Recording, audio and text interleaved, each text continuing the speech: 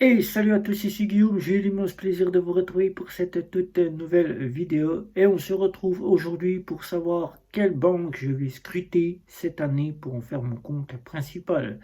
Il faut savoir que je vous avais déjà annoncé quel était mon compte principal, mais en vue de ce qui se passe actuellement, les tests que je dois faire, eh bien ça va se décider sur certaines et d'autres pas du tout, puisque je vais tout vous annoncer dans cette vidéo. C'est parti, on y va juste après le générique.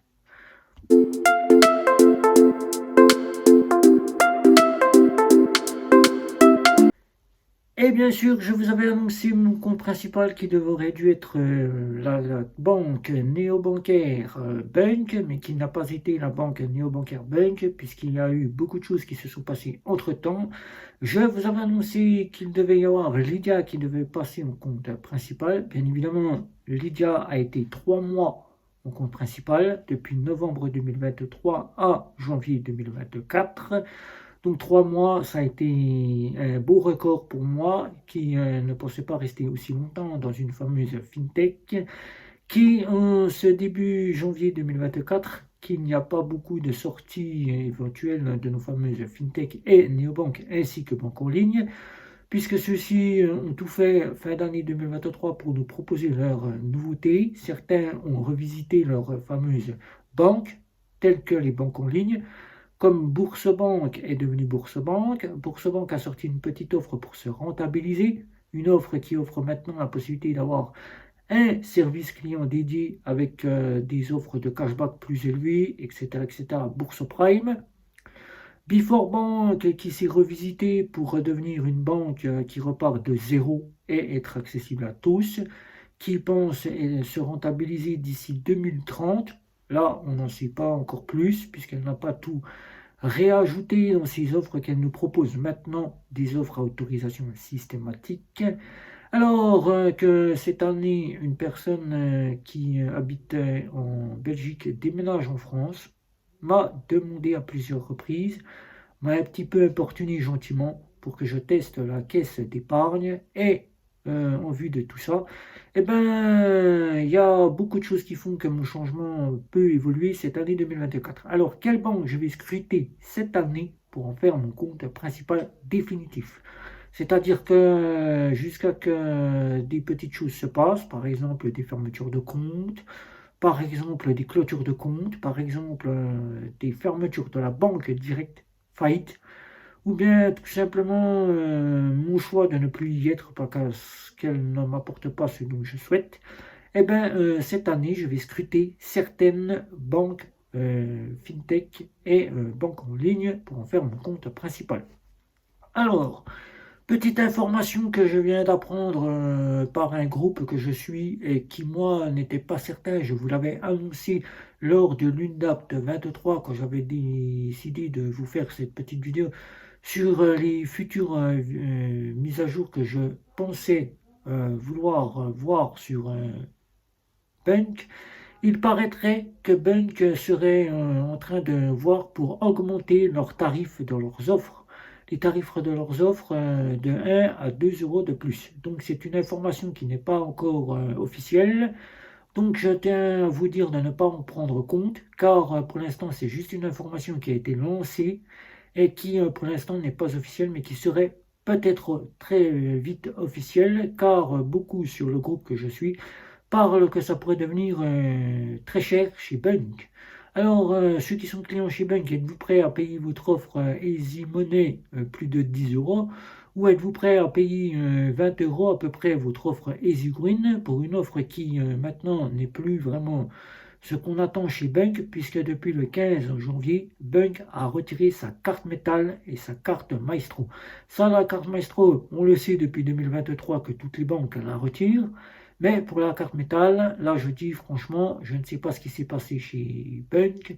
Est-ce parce que la carte métal n'était pas rentable, ou est-ce que c'est un choix que Bunk a fait pour faire en sorte de faire voir aux clients qu'il n'était plus rentable, puisqu'il nous avait annoncé l'année dernière qu'il pouvait subvenir encore un bout de chemin chez Bunk pour nous proposer de nouvelles fonctionnalités, alors que là on voit bien que s'il y a augmentation, comme l'a fait le compte Nickel, mais c'est qu'une offre chez le compte Nickel. comme ils l'ont fait chez Revolut, comme ils l'ont fait dans d'autres fintech et qu'ils l'ont fait dans les banques traditionnelles classiques. On le voit bien, ça manque de rentabilité. Donc, il va falloir que Bunk se retrouve de l'argent. Alors, êtes-vous prêt à payer plus cher? C'est pas encore officiel, je tiens encore à le préciser, je le mets bien en guillemets. Ne prenez pas en compte, ne me posez pas des questions sur ce sujet-là. Tant que ce n'est pas officiel, je ne peux pas vous dire vraiment si oui ou non cette offre sera augmentée ou pas. Si c'est de 1 ou 2 euros, là tout de suite, il va y avoir beaucoup de clôtures de compte, car déjà payer une offre 17,99 € pour 20,99 €, puisque 1 ou 2 euros, si on en calcule, on va dire 19 ou 20 euros, et bien là, ça deviendra plus cher et ne vaudra plus le coup d'être chez Bunk en compte principal. Alors pour moi, ce n'est pas Bunk que je vais scruter ces temps pour en faire mon compte principal en 2024, mais qui va scruter cette fameuse fintech néobancaire pour son augmentation qui normalement devrait devenir officielle, puisque Bunk a déjà retiré l'information, a demandé au groupe de retirer son information. Donc on le voit très bien que Bunk a lancé une information qui vraiment va devenir peut-être réelle et qui a demandé à ce que cette information soit ne pas divulguée tant qu'ils ne l'ont pas officiellement divulguée.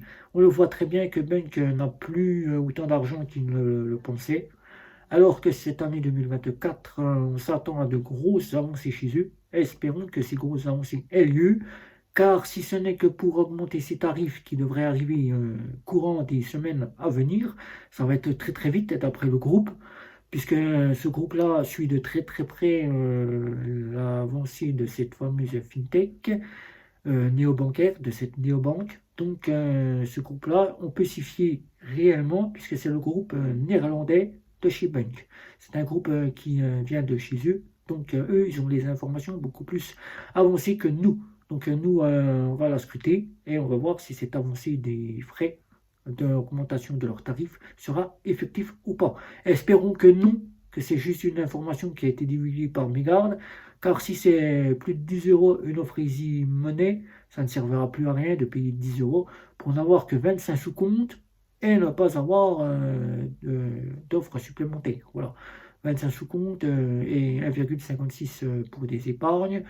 Moi, je dis franchement, si c'est pour une carte plastique et une carte de débit plastique et une carte de crédit, là, mieux tant partir dans une véritable banque où, en attendant, on se contente d'une carte de débit à autorisation systématique et qui, dès qu'on a l'argent, on peut partir tout de suite sur une carte de crédit à débit différé, et là on aura le panel de la banque.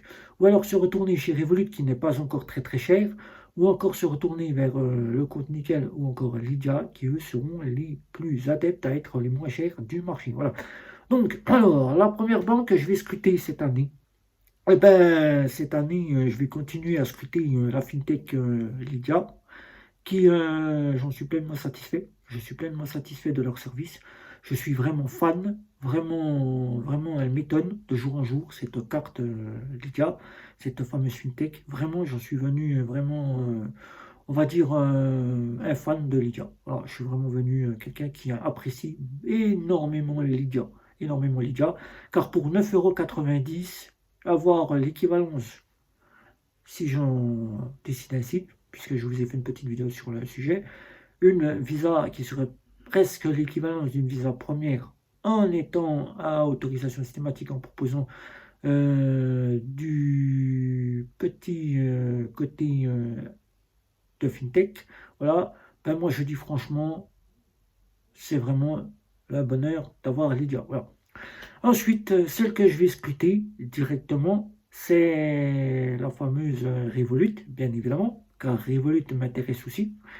Revolut, je vais la scruter, mais si Revolut ne nous apporte pas de grandes options cette année 2024, je la clôture définitivement. Voilà, c'est-à-dire que Revolut, vous n'entendrez plus parler de Revolut, si ce n'est que pour les avancées qu'elle fera, mais vous n'entendrez plus parler de Revolut pour lequel j'aurais mis mes revenus chez eux. Voilà.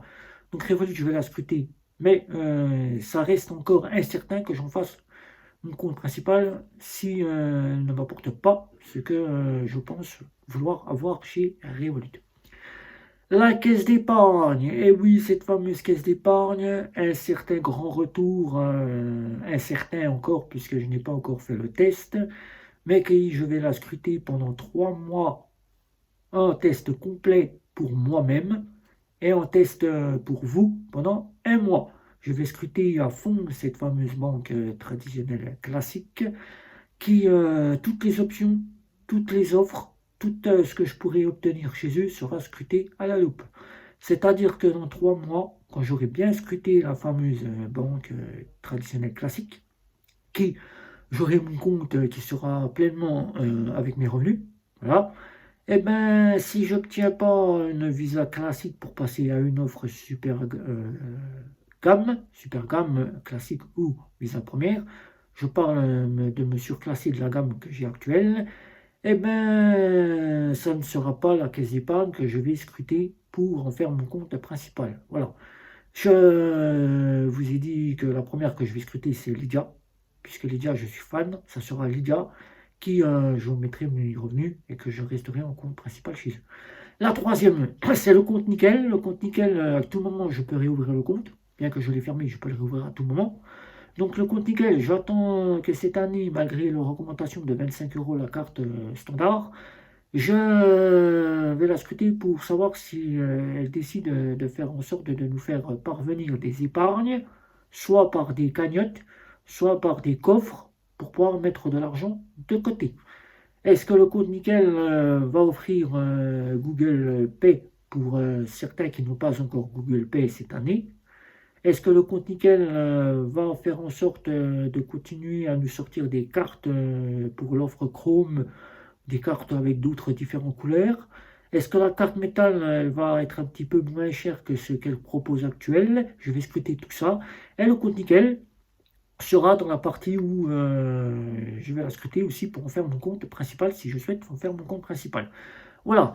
Mais alors, pour finir cette petite vidéo, celle que je vais donc la plus scruter de toutes, c'est la caisse d'épargne. Mais ça ne sera pas que la caisse d'épargne que je vais scruter le plus de toutes celles que je viens de vous citer. Ça sera Lydia. Lydia, car Lydia, en 3 mois, j'ai passé chez eux. Je peux vous dire que mes revenus sont bien tombés sur le compte. Les paiements avec la carte fonctionnent parfaitement pratiquement sur tous les sites auxquels je n'ai pas pu payer avec Revolut. La carte bancaire ne m'a jamais fait défaut au terminal de paiement. Le offline fonctionne très très bien avec la carte bancaire. Sur un petit offline de 20 €, c'est peu, mais c'est suffisant. Je n'ai jamais eu de souci à la station essence. Ma préautorisation m'a toujours été rendue dans les 5 à 10 minutes après avoir payé l'essence. Et là, franchement, niveau conseiller, quand j'ai besoin de les avoir, ils sont peut-être parfois à mettre du temps, mais je n'ai jamais eu défaut avec les conseillers. Ils m'ont toujours répondu à toutes les questions auxquelles j'ai sollicité avoir besoin. Et mes soucis ont toujours été réglés. Le petit souci auquel je ne pouvais donc pas payer sur Internet, car le 3D Secure ne fonctionnait pas, il ne fonctionnait pas du tout même, il ne n'arrivait jamais sur l'application, et je ne recevais jamais de code pour pouvoir valider mon paiement, a été bien pris en charge par le service compétent et réglé. Je peux payer normalement avec la carte de chez Lydia. Donc voilà, vous savez à peu près tout. Donc celle que je vais scruter le plus, comme je vous ai dit, c'est la caisse d'épargne et Lydia. Mais si dans 3 mois je reviens et que vous voyez très bien que je vous annonce que Lydia est pleinement opérationnelle, c'est donc que je n'ai pas réussi à obtenir une visa classique et une visa première chez la caisse d'épargne et que les frais ou l'offre n'a pas été dans mes attentes auxquelles je l'espérais et que Lydia sera pleinement opérationnelle pour en devenir mon compte principal. Voilà, c'est une fintech, certes, mais auquel il est bien sécurisé. On a un fonds de garantie à hauteur de 100 000 € grâce à la banque BNP Paribas, qui, le compte de cotonnement, est là pour qu'on puisse récupérer nos fonds, auquel on n'a pas à se soucier si on respecte bien les conditions générales. Alors, caisse d'épargne, si vous regardez ma vidéo, Lydia, si vous regardez ma vidéo, suite à la petite conférence qu'il y a eu mardi, et auquel j'ai été pleinement satisfait de ce que vous avez annoncé durant cette conférence, eh ben, ne me décevez pas. Caisse d'épargne, j'arrive à grands pas. Alors, Caisse d'épargne, faites que cette offre confort soit dans mes attentes. Sinon, eh ben, vous savez quoi? Ben, la petite lettre de clôture qui était prévue pour ma French Bank sera officiellement prévue pour la caisse d'épargne d'ici 3 mois. Voilà. Donc, si vous avez des questions sur les banques que je vais scruter pour en faire mon compte principal cette année 2024, n'hésitez pas. Je ne vous annoncerai pas pleinement N26, je ne vous annoncerai pas pleinement Bourse-Banque, car Bourse-Banque, vous le savez très bien, maintenant il faut payer une offre à 9 euros pour avoir quelques petites options supplémentaires.